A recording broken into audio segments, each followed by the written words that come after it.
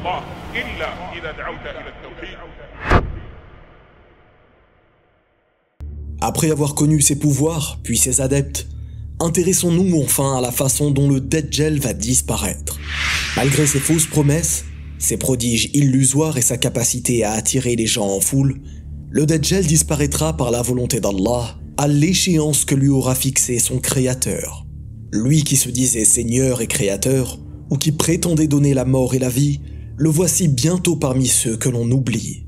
Après avoir égaré un nombre important de personnes croyantes ou non croyantes, après avoir fait régner et propager l'injustice et l'inéquité sur la terre tout entière, à l'exception de Médine et de Mecca, Allah lui enverra son bourreau, qui descendra à l'est de Damas pour rétablir l'ordre, la paix et la justice.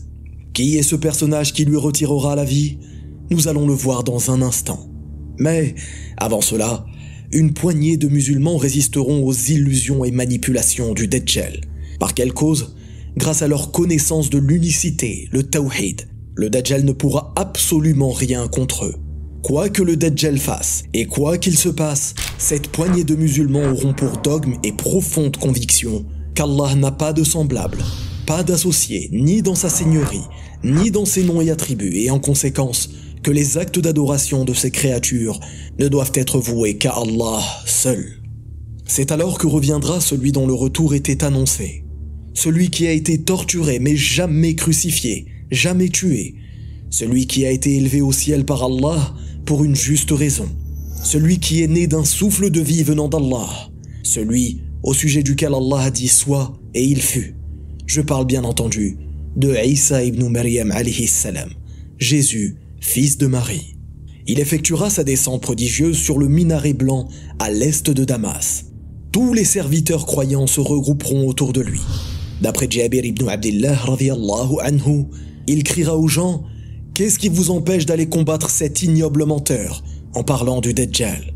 L'objectif de Jésus, Isa alayhi salam, sera donc clair, en finir définitivement avec cet imposteur qu'est le Dajjal, grâce à Allah et par sa cause pour sauver l'humanité tout entière de ce tyran égareur.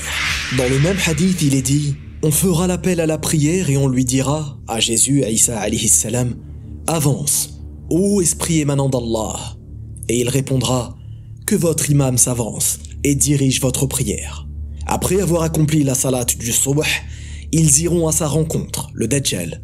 Et lorsque le Dajjal verra Isa, Jésus, il se dissoudra tel du sel dans de l'eau. Puis, dans un autre hadith, il est dit « Ainsi, Isa cherchera le Dajjal, jusqu'à le rattraper à la porte de l'Oud, et le tuera. » Beaucoup de personnes se disent que ces paroles ne sont que des hadiths, et négligent l'importance de ces informations.